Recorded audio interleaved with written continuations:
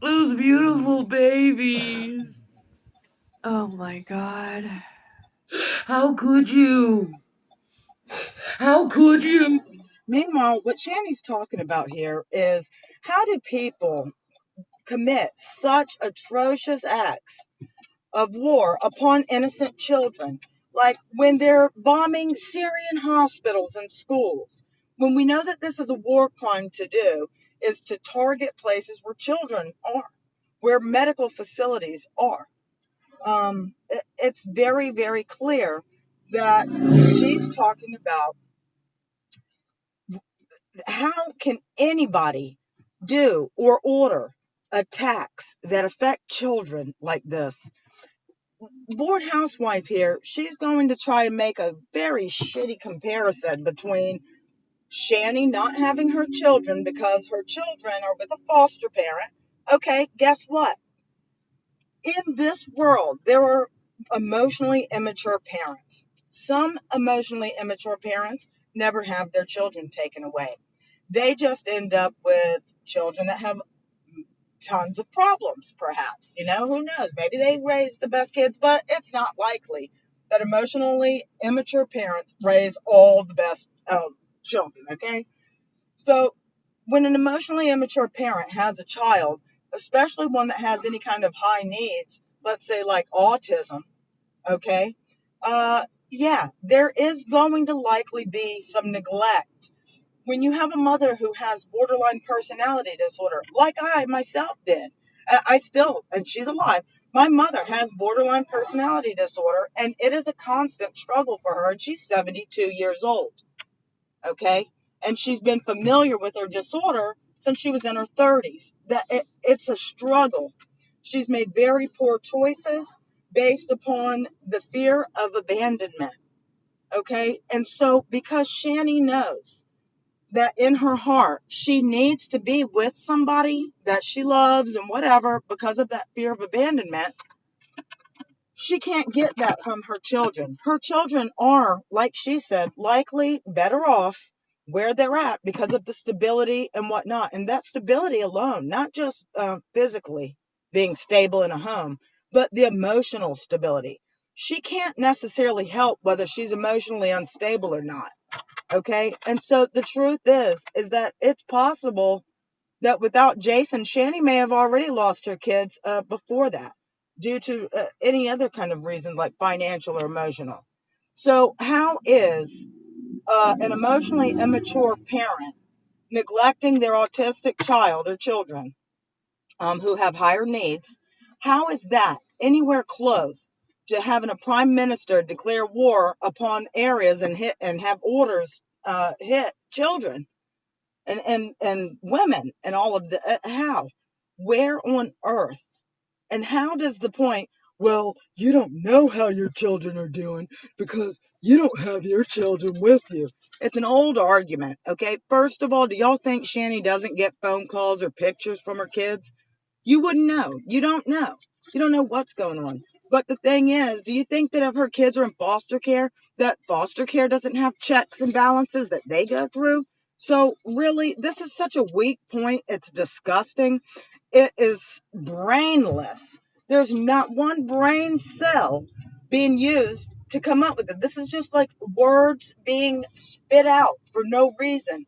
But they sound funny to the people who hate Shani and want to hate on Shani, and also the idiots who don't care about any kind of shit to do with anything outside of this country. If it's not happening in this country, fuck it. Well, guess what? Her point was that even tax dollars are going out there to fund this shit. And this has been the case since we've been having endless wars. So why? Why does Carrie have to act like this? She has to act like she doesn't care at all that there are children being murdered for war. And just because Shani is upset by it, does she not know that the news is TV mature these days?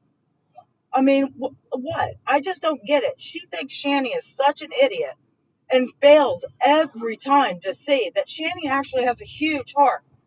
Her emotions and the way she acts may not resonate with people who don't have her disorder, or for people who just don't care about what she's talking about or any of that. But it's not that she's not making sense. Shani is not a bad person because she was not able to be a great mother. How could you? How could you? People could ask the same thing of you. How could you? Where are your kids right now, Shani? How could she what with her kids? Are you talking about the beheadings, the bombs, all of this stuff that Shani is talking about? What are you talking about? This country has never experienced atrocities like the one she's describing.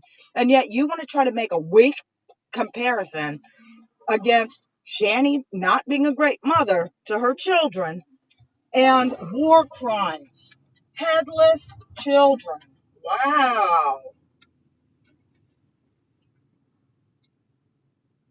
Where are your children? You wouldn't know if anyone was hurting them or not because you aren't with them.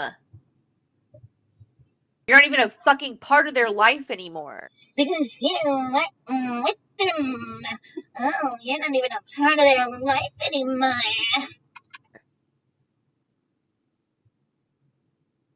You didn't have time or the energy to put into doing what you needed to do to get your kids back, but you have time to do this kind of shit. It's just I mean, what exactly could Shani be doing right now to get her kids back? She's already known that she has borderline personality disorder. She already knows she's an emotionally immature parent. She already knows that she has kids that have somewhat high needs.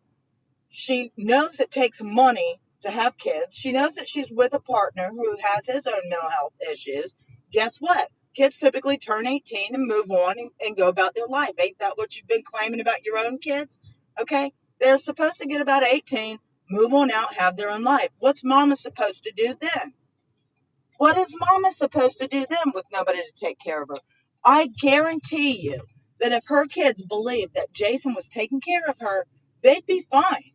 They'd be fine. They'd go, you know what? Thank God that mom has somebody, because she's not going to be calling us, crying to us, wanting to come move in with us and our partners because she doesn't have anywhere to go. Think about it. This is the smartest thing, is to have your mother. And I'm saying this because I am projecting my own feelings from my own mother. I'm glad as hell to have my mom with her partner, because I would not want to be living a whole life where this would be my job to take care of my mom's emotional needs. just my God. I'll never understand you. I will never understand the logic behind the shit that you do. Oh my God, I don't understand a borderline woman's logic. Could it be because there doesn't have to be logic? This is not even any shade to Shanny or any borderlines out there, okay? Because it, the point is, you are trying to find logic where somebody is working with emotion.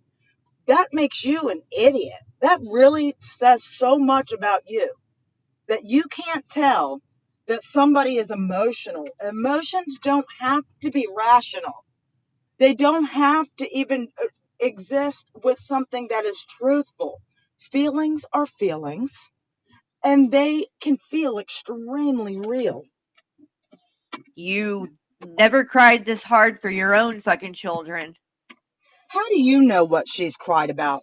I'll tell you this, as somebody who doesn't like to cry in public, okay, but has my own manipulative tendencies to get what I want from time to time, oh yeah, it's easy to kind of be emotional about things that you're not completely, fully um, burying deep down into your core, into in your shame region. You know, when something is less personal, it can be easier to show and express emotions about, because ultimately it has nothing to do with you. It can be very sad for Shani to see these things, but it's not her home. It's not her children. And so that might be more personal to her. That might be something she does not want to use for the sake of performative value. Have you ever thought about that? Have you ever thought that she really could be so ashamed to not have her kids, that it didn't turn out the way she had hoped, that she just does not want to get into that on here? Why can't she choose what she wants to show emotions about? It's her own channel, and you're the one stalking it. This is all an act.